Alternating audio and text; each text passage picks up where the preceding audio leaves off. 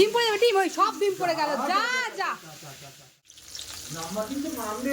আজ আমি আমার ভিডিওটা শুরু করছি আমার মাম্মামের শারীরিক আপডেট নিয়ে। তো এখন না ও অনেকটাই ভালো আছে। আগের ভিডিওতে তো আমি বলেইছিলাম ও খাট থেকে পড়ে যাওয়ার পরে ওর শরীরটা প্রায় 2 সপ্তাহ ধরে খারাপ ছিল। তাই এখনও আগের থেকে অনেকটাই ভালো আছে আর নিজে নিজে খেলাধুলোও করতে পারে। কিন্তু এই যে একটু রোগা হয়ে গিয়েছে। তাহলে চলুন আপনারা ভিডিওটা কে কোথা থেকে দেখছেন আমাকে জানাবেন। আর যদি আমার ভিডিওটা প্রথম দেখে থাকেন অবশ্যই আমার চ্যানেলটিকে সাবস্ক্রাইব করে আমার বন্ধু হয়ে যাবেন। আর যদি ভিডিওটা ভালো লাগে তাহলে লাইক আর কমেন্ট করে বন্ধু হয়ে পাশে থাকবেন। তো চলুন আজ আমি যে ভিডিওটা আপনাদের সাথে আপলোড করছি সেটা প্রায় 2 সপ্তাহ আগেরই ভিডিও। বলা চলে মাম্মাম পড়ে যাওয়ার 2 দিন আগে করা। তো তারপরে তো এতটাই ব্যস্ততার ভিতরে চলে গেছে দিন, আমি না কোনো রকম ভিডিওর এডিটও করতে পারিনি আর আপলোডও দিতে পারিনি। তাই সেই ভিডিওটাই মনে করলাম দিয়ে দিই, কারণ আপনাদের কাছেও আপডেট থাকবে আর আমারও আপডেট দেওয়া হয়ে যাবে আপনাদের কাছে। যেহেতু আমি এই পথেই নেমেছি তাই জন্য প্রত্যেকটা জিনিসে আমি টুকি টুকি আপডেটটা দিতেই থাকি। তো ওই যে সকালে ওরা কাজ করে চলে গেছিলো 10টার দিকে, আর তারপরে না খুব জোরে কারেন্টটাও চলে গেল আর এক পশলা বৃষ্টিও হয়ে গেল। এদিকে কিছু জামা কাপড় ভেজানো হয়েছিল সেগুলো দিদি কেচে দিয়ে গেছিলো, তাই মেলেও দিলাম। আবার কখন বৃষ্টি আসে আবার কখন তুলতে হয় কে জানে। তারপরে ওর বাবা সকালে টিফিন করে চলে গেছে বাজারে। আর এদিকে আমরাও আজকে দুপুরে রান্নাবান্না যেগুলো হবে সেগুলো কাটাকুটি করতে বের করে ফেলেছি। ডিম পড়ে যাবে, ডিম ওই সব ডিম পড়ে গেল, যা যা। এই যে এখন বাবু আর তোমাদের দাদা বাড়িতে চলে এসেছে আর বাজারগুলোও নিয়ে চলে এসেছিল জানো। কিন্তু বাবু অন্যমনস্ক হয়ে ডিমটা এক হাত দিয়ে তুলতেই সমস্ত ডিম তো পড়েও গেল আর ডিম তো ফেটেও গিয়েছে।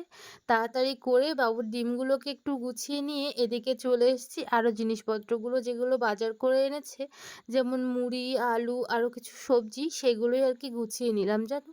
তারপরে ডিমের দিকে এসে দেখি এই ডিমটা তো আর রাখাই যাবে না। আর এইগুলো তাও একটু একটু ভাঙলেও বেশ এখনও রস গলছে না, তাই এগুলোই রেখে দিচ্ছি, ফ্রিজে রাখবো। ফ্রিজটা ছিল বলে বাঁচা, নইলে যে কী হতো কে জানে।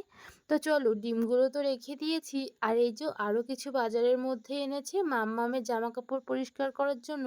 আমরা না এই সানলাইটের লিকুইডটাই ব্যবহার করি, আর সঙ্গে আমার একটা শ্যাম্পু আর এনেছিল মাম্মামের জন্য খেজুর, চানাচুর, বিস্কুট, যেগুলো বাড়িতে সাধারণত লাগে সেগুলোই।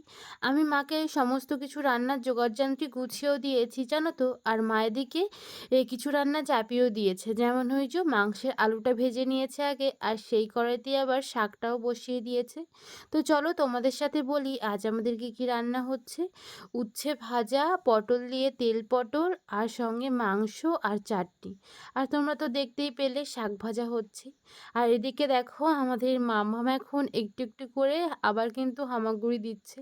তোমরা দেখে বুঝতে পারছো কিনা জানি না, ও কিন্তু বাঁ হাতটা একটু কম ফেলছে, মানে যেরকম তাড়াতাড়ি করতো সেরকম আর ফেলে না। আবার আস্তে আস্তে আশা করছি আগের জায়গায় চলেও যাবে। তো চলো ও একটু হামাগুড়ি দিক আর আমি তোমাদের সাথে টুক করে একটা রান্নার রেসিপি শেয়ার করে নিই। জানো তো মাম্মাম পড়ে যাওয়ার পর থেকে আমাদের যেই 2 সপ্তাহ কী সমস্যার মধ্যে গেছে, কী চিন্তায় যে হতো।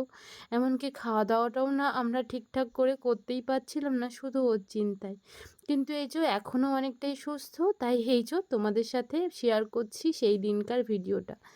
আজ রান্না হচ্ছে তেল পটল। তো আমি তো কখনো তেল পটল রান্না করিনি, তাই মার কাছ থেকেই রেসিপি শুনে রান্না করা।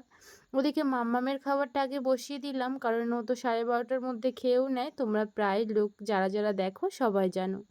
এই যে তেল পটলটা রান্না করতে গেলে কি করতে হবে সেটাই তোমাদের সাথে বলি, যেটা আমি করেছি।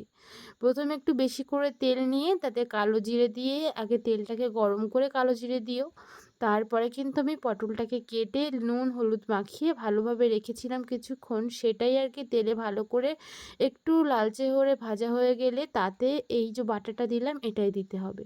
তো বাটার ভিতর কি আছে সেটা বলি, একটু পোস্ত, সর্ষে, কাঁচা লঙ্কা আর একটু লবণও দিয়েছি, আর সঙ্গে 3-4 কোয়া মতো কাজু বাদাম দিয়েছি। ভালো করে পেস্ট করে নিয়ে ওটাই আমি কিন্তু ভালো করে যখন পটলটা ভাজা হয়ে গেছিলো তারপরে ওইটার ভিতরেই দিয়েছি। আর নামাতেও হবে না, ওই একই কড়াইতে দিয়ে বেশ ভালো করে ফুটিয়ে বা ভালো করে অনেকক্ষণ ধরে আস্তে করে দিয়ে 5 মিনিট জাল করে নিয়ে তারপরে কিন্তু এরকম একটা হয়ে যাবে গ্রেভিটা। সেই সময় নামিয়ে নিলেই আমাদের তেল পটল কিন্তু রান্না করা রেডি। তো খেতে কিন্তু খুব সুন্দরই হয়েছিল। প্রথম করেছি বলে একেবারে খারাপ হয়েছে তা কিন্তু নয়, মা বলেছিল ভালোই হয়েছে। তো চলো তারপরে এদিকে মাংসর পালা, কারণ মা এখন চলে গেছে মাম্মামকে স্নান করাতে, তাই মাম্মামেরও খাওয়ার সময় হয়ে গেছে, তাই আমি তাড়াতাড়ি করে রান্নাটা করতে চলে এসেছি। আর এদিকে মাংসটার জন্য আমি মাংসটাকে ম্যারিনেট করব।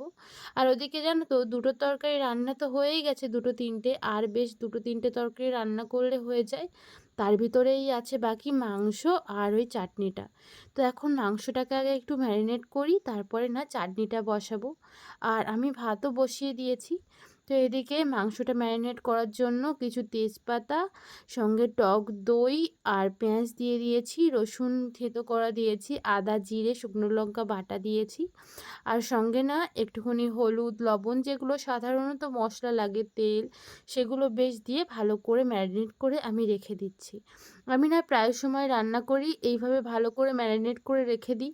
আমার না এটাতেই বেশি সুবিধা হয়, কারণ এটা করলে আর কি আমার ভাজতে হয় না, অন্য রকমের প্রসেস করতে হয় না, একেবারেই আমি এটাতে দিয়ে কড়াইতে দিয়ে দিতে পারবো, তাই জন্য। তো আমি তো প্রায় সময় এভাবেই রান্না করি। তোমরা কারা কারা কীভাবে মাংস রান্না করো সেটা আমাকে জানিও। আর আমার না এভাবেই মাংস রান্না করতে বেশ সুবিধাই হয়। তো চলো তোমাদের সাথে কথা বলতে বলতে আমার মাংসটা ম্যারিনেট করা হয়ে গেছে আর ওটা এখন রেখে দিয়েছি। আর এখন চলে এসেছি চাটনি করতে। ওই আমাদের পাশের বাড়ির একটা কাকুদের কাছেই আছে কাঁচা আম। তো ওইটা 12 মাসই হয়, তাই জন্য ওইখান থেকেই মা দুটো আম নিয়ে এসেছিলো, তাই সেটাই আর কি একটু কাঁচা লঙ্কা এই শুকনো লঙ্কা আর সর্ষে ফোড়ন দিয়ে আমগুলোকে একটু ভালো করে হলুদ লবণ দিয়ে কষে নেব। নিয়ে তারপরে জল ঢেলে দেবো, তাহলে কিন্তু আর কাঁচা আম হলেও তার মানে তাড়াতাড়ি রান্না হয়ে যাবে। মানে কষাইটা যদি করা যায় ভালো করে তাহলে কিন্তু সেদ্ধ হতে একদম বেশি সময় লাগে না। তাই জন্যই আমি এখানে ভালো করে আগে একটুখানি আমটাকে কষিয়ে নিচ্ছি তেলের ভিতরে, যাতে একটু নরম নরম হয়ে গেলে জল ঢেলে দেবো, তাহলে কিন্তু আমাদের চাটনি রেডি।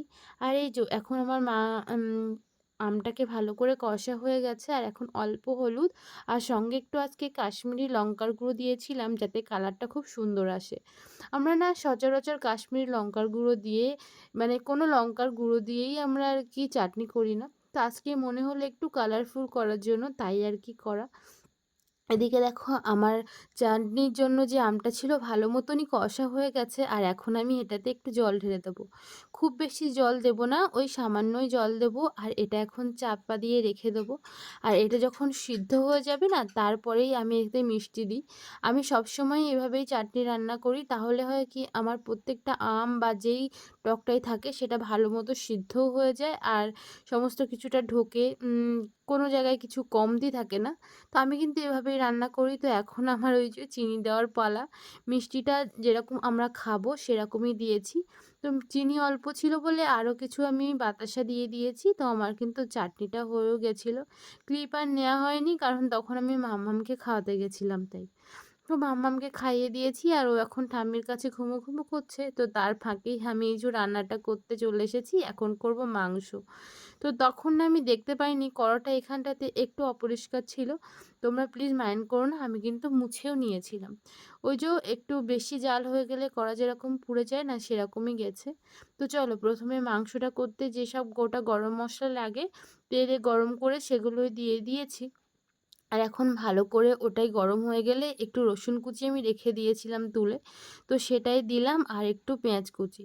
এগুলো ভালো করে কষে একটু ওই যে মশলা যেটাই দিয়েছিলাম সেটাই আবার এতেও দেব। সমস্তটা আমি এভাবেই করব, মানে একটু মশলা কষাবো আর একটু মশলা ওতে দিয়ে তো ম্যারিনেট করেইছি তোমরা জানো। তো চলো এদিকে আমি আমার মশলাটা কষাতে থাকি মাংসের জন্য। আর তোমরা আমার ভিডিওটা কে কোথা থেকে দেখছো আমাকে জানিও। আর আমার ভিডিও তোমাদের কেমন লাগে সেটাও কিন্তু কমেন্টে এসে জানিও। আর জানো তো তোমাদের এত এত ভালোবাসা আমাকে আরও অনেক উৎসাহ দিচ্ছে আরও ভিডিও দেওয়ার জন্য। এই প্ল্যাটফর্মে এসে আমি অনেকটাই খুশি হয়েছি তোমরা আমার পাশে আছো সেই কথা ভেবে। এই যো এদিকে আমার মাংসর পেঁয়াজগুলো ভালো করেই ভাজা হয়ে গেছে, আর তোমাদেরকে তো বলেইছিলাম আগে একটুখানি মশলা রেখেছি, সেটাই ওই যে দিয়ে দিলাম একটু জল দিয়ে, যাতে মশলাগুলো না পুড়ে যায়। আর এদিকে লবণ, হলুদ, লঙ্কা যেটুকু দেওয়া লাগবে আরও মশলা সেগুলোই দিয়ে দিচ্ছি। তো দেয়া হয়ে গেলে কিন্তু আমার মশলাটা ভালো করে কষা হয়ে গেলে তারপরে আমি মাংসটা দিতে পারবো। আর আজ না আমি যে মাংসটা রান্না করছি সেটা তো তোমাদেরকে বলাই হয়নি। এটা অ্যাকচুয়ালি দেশি মুরগির মাংস, তাই জন্য একটুখানি বেশি সময় ধরে আমাকে কষাতে হবে, নইলে হয়তো সিদ্ধটা কম হবে। তাই একটু বেশি করেই একটু কাশ্মীরি লঙ্কার গুঁড়ো দিলাম, কারণ দেশি মুরগির মাংসর গন্ধ কেমন হবে তার জন্য একটু বেশি আমি মশলাও দিয়েছি, মানে কাঁচা এই গোটা যে গরম মশলা বেশি হয় সেটাও আমি একটু বেশি দিয়েছি। আর রঙটা ঠিকঠাক রাখার জন্য একটু চিনি দিয়েছি, স্বাদটাও ঠিকঠাক রাখে চিনিতে। তো চলো এদিকে কিন্তু আমার পুরো মশলাটা ভালো করে কষা হয়ে গেছে, আর তোমাদের সাথে গল্প করতে করতে আমার রান্নাও কিন্তু অনেকটাই শেষ হয়ে গেছে। বলতে পারো এইটুকু হয়ে গেলেই আমার কিন্তু আজকের রান্নাটা শেষ। আর জানো তো আজকে আমাদের বাড়িতে আসবে দাদা ভাই, মানে আমার মাসির ছেলে, এই ছেলে বউ বা তার বাচ্চা সবাই মিলেই আসবে। ওরা এসেছিল অ্যাকচুয়ালি ওদের শ্বশুর বাড়িতে, আর যাওয়ার পথেই আমাদের বাড়িতে একবার দেখা করে যাবে। তো চলো এদিকে আমার মশলাও হয়ে গেছে, আর সঙ্গে আমি মাংসটাও ঢেলে দিয়েছি। এবার এটাকে ভালো করে কষিয়ে নেওয়ার পালা। কষিয়ে ওই অল্পই জল দেবো, তাতে কিন্তু আমার মাংসটা একেবারেই সিদ্ধ হয়ে যাবে। এই যে একটু বেশিক্ষণ কষালেই কি হয়, ভালো হয় মাংসের স্বাদটা। আমি না যখনই দেশি মাংস রান্না করি তখন এভাবেই রান্না করি। আর আমি প্রায় সময়ই মাংস রান্না করতে গেলে আগে ম্যারিনেট করি, তারপরেই মাংস রান্না করি। বিশেষ করে পোলট্রির মাংস যেগুলো হয় বা মুরগির মাংস। আর যদি বলো খাসির মাংসের কথা, সেটা তোমাদের সাথে যেদিন রান্না করব সেদিন তোমাদেরকে শেয়ার করব কেমনভাবে রান্না করি। তো চলো তোমাদের সাথে গল্প করতে করতে দেখো আমার মাংস কিন্তু অনেকটাই কষানো হয়ে গেছে। আর আমাদের কড়াটা একটু বেশি ছোট হয়ে গেছিলো, তাই জন্য মাংসটা ধরছিলও না। আর এই দুটো চর্বি আমি আগে থেকে তুলে রেখেছিলাম জানো, তো সেগুলো এখন দিলাম কষানোর শেষে। আর দিলাম দুটো পেঁয়াজ, আর তো আলু তো আগে ভাজাই ছিল, সেগুলো দিয়ে আবারও একটু ভালো করে কষে এখন আমি এতে জল ঢেলে দেবো। তো চলো তোমাদের সাথে আরও কিছু কথা বলি, যেগুলো আমার মনের ভিতরে রয়েছে সেগুলোই বলি। জানো তো মামাম যখন পড়ে গেছিল না, তখন ও একদম নিস্তব্ধ হয়ে গেছিল। তখন আমার একটা কথাই মনে হচ্ছিল, মাম্মামের অন্য কোনো সমস্যা হয়ে গেল না তো। সেই সময় কিন্তু আমি ভীষণ ভয় পেয়ে গেছিলাম জানো। কিন্তু তারপরে ডক্টর যখন দেখলো, বলল কোনো অসুবিধাই নেই, তখন আমি একটু হাঁপ ছেড়ে বেঁচেছিলাম। আর তোমাদের যাদের যাদের বাড়িতে এরকম ছোট্ট বাচ্চা আছে, সবাইকে আমার একটাই রিকোয়েস্ট, খুব সতর্ক থেকো, বাচ্চাকে একেবারে চোখে চোখে রেখো, যেন একটুও চোখের এধার ওধার করো না। আমার বাচ্চার মতো যেন কোনো বাচ্চাই এভাবে খাটের উপর থেকে আর না পড়ে যায়। খুব কষ্ট হয় জানো তো, সেই কষ্টটা আমি একমাত্র উপভোগ করতে পেরেছি যে আমার বাচ্চার কি হচ্ছিল আর কি হয়েছিল। তো এই রকমভাবে যেন কেউ আর আমার মতো অসতর্ক হয়ে যেও না। তো চলো তোমাদের সাথে তো আমার একটু হলেও মনের কষ্টটা আমি দূর করতে পারলাম, বলতেও পারলাম। আর এদিকে আমার মাংসের তরকারিও হয়ে গেছে, আর আমি গরম মশলা কাঁচা লঙ্কা দিয়ে নামিয়েও দিয়েছি। তো তোমাদের সাথে বলেছিলাম না যা যা রান্না হয়েছে দেখাবো, এই যে দেখালাম। চাটনি, তেল পটল, কিছু স্যালাড কেটেছি, মাংস, উচ্ছে ভাজা আর শাক ভাজা, আর ভাত তো আছেই। তো চলো আজকে আমাদের দুপুরের খাবার দাবার তো আমরা এভাবেই খেয়ে নিলাম। আর এদিকে আজকে মাম্মাম আমাদের সাথে অনেক দিন পর খেতে বসেছে। ও না এই কদিন খুব ক্লান্ত ছিল, নিজে নিজে ঘুমিয়ে পড়তো খাওয়ার পরে, কিন্তু আজকে ঘুমিয়ে পড়েছিল, এই সবে উঠেছে আর আমরাও খেতে বসেছি। ও আগে আমাদের সাথে প্রায় দিনই এরকমভাবে খেতেই বসতো। তোমাদেরকে তো আগেই বলেছিলাম যে দিদিভাইদের আসার কথা আছে, তাই ওরাও এসেছিল। আর ওদেরকে একটু আমও কেটে দিয়েছিলাম, যেহেতু এখন আমের সিজন, বাড়িতে তো আম থাকবেই। প্রথমে আম খেতে দিয়েছিলাম, তারপরে খাওয়া হয়ে গেলে আমি যে মাংস করেছিলাম সেটাই দিয়েছিলাম। আর এই যে মাম্মাম তার জেঠি, জ্যাঠা, দিদি সবার সাথে কি সুন্দর হেসে হেসে পরিচয় করছে দেখো। তো চলো তোমরা আমার ভিডিওটা কেমন লাগলো কিন্তু অবশ্যই জানিও। আর প্রথমে না মাম্মাম একটুখানি ওদের দেখে ভয়ই পাচ্ছিল, কারণ ও তো এখন একটা ট্রমার ভিতর আছে মনে হয়, তাই জন্য। তারপরে বেশ কিছুক্ষণ পরে ওদের সাথে কথাও বলে নিয়েছে। আর এখন এই যে ওরা চলে যাচ্ছে বাড়ি, আর এখন বাজে ওই 5:40 মতন। আমি তো মাম্মামকে বলছিলাম, তুমি কি ওদের সাথে যাচ্ছ? মাম্মাম তো হেসেই গড়াগড়ি যাচ্ছে। আর এই যে এখন দাদা ভাই, দিদি ভাই আর এই যে আমার ছোট মা বাড়িতে চলে যাচ্ছে। ওদের বাড়ি এখান থেকে প্রায় 3 ঘন্টা মতো লাগবে বাইকে। আর বাবু ওই যে বেঁধে দিচ্ছে একটা ব্যাগে করে, দিয়েছে একটুখানি কুমড়ো শাক। ওই যে মাম্মাম যে কুমড়ো শাকটা খেলো সেদিনকার, সেই কুমড়ো শাকেরই গাছ থেকে কেটে দেয়া হয়েছে। কারণ কুমড়ো তো হয় না, তাই ওদেরকে কেটে দিলাম যাতে ওরা বাড়িতে গিয়ে একটু চচ্চড়ি করে খেতে পারে। তো এই যে এখন ওরা যাওয়ার জন্য প্রস্তুতি নিয়ে ফেলেছে, আর থাকবেও না। অনেক বলার পরেও থাকলো না, তাই টাটা করে সবাই চলে গেল। তো চলো, আজ তারপরেই না কাকু এসছিল প্রায় ওই 5:30টার দিকেই, মানে ওরা বেরিয়ে যাওয়ার পরপর 5টা-6টার দিকে এসছিল। আর তারপরেই সন্ধে হয়ে গেছিলো জানো। যাওয়ার পরে এই যে এখন দেখো কাকু এই যে মালপত্রগুলো কেটে বলছে আর যেটুকু বাকি আছে ওটুকু আজকে করেই দিয়ে যাবে। কারণ বাড়িতে কুটুম্ব এসেছিল, আমি নিষেধ করেছিলাম আসতে, তাই জন্য সন্ধ্যাতে এসে এই যে আর যেগুলো বাকি ছিল সেগুলো সবটা লাগিয়ে আমাদের ঘরটা কিন্তু কমপ্লিট করে দিল। তো চলো তোমাদেরকে পুরো ঘরটা ঘুরে দেখাই আমাদের ফল সিলিং কেমন হয়েছে, আর তোমরা দেখে আমাকে জানিও কেমন হয়েছে। তো চলো আজ ভিডিওটা এই পর্যন্তই, দেখা হচ্ছে অন্য আরও একটা ভিডিওতে। ততক্ষণ পর্যন্ত তোমরা সবাই অনেক ভালো থেকো, সুস্থ থেকো, নিজেদের খেয়াল কিন্তু অবশ্যই রেখো। আর আমাকে ভালোবাসতে বা আমার চ্যানেলটিকে সাবস্ক্রাইব করে আমার এই সুন্দর ভিডিওটাতে একটা লাইক করে কমেন্ট করে যেতে একদম ভুলো না। এই যে আমাদের কিন্তু সমস্ত ফল সিলিংয়ের যে পার্টগুলো সেগুলো লাগানো হয়ে গিয়েছে, আর দেখতে এরকমই লাগছে। ভিতরের ওই দুটো ও যে কাঠ দিয়েছে ওগুলো একটু অন্য রকমের, কাকু বললো একটু ডিজাইন, কিন্তু অতটা ভালো না লাগলেও তখনকার জন্য ভালো লাগিয়েই নিতে হবে। তো চলো আজ তোমাদের সাথে এইটুকুই শেয়ার করলাম। সবাইকে জানাই শুভ ও রাত্রি। সবাই অনেক ভালো থেকো, সুস্থ থেকো, নিজেদের খেয়াল রেখো, নিজেরা নিজেদের মতন করে ভালো থেকো, আর সবাইকে সঙ্গে সঙ্গেই ভালো রেখো। তো চলো সবাইকে জানাই টাটা, সবাই অনেক ভালো থাকো, সুস্থ থাকো, নিজেদের খেয়াল রাখো। Thank you.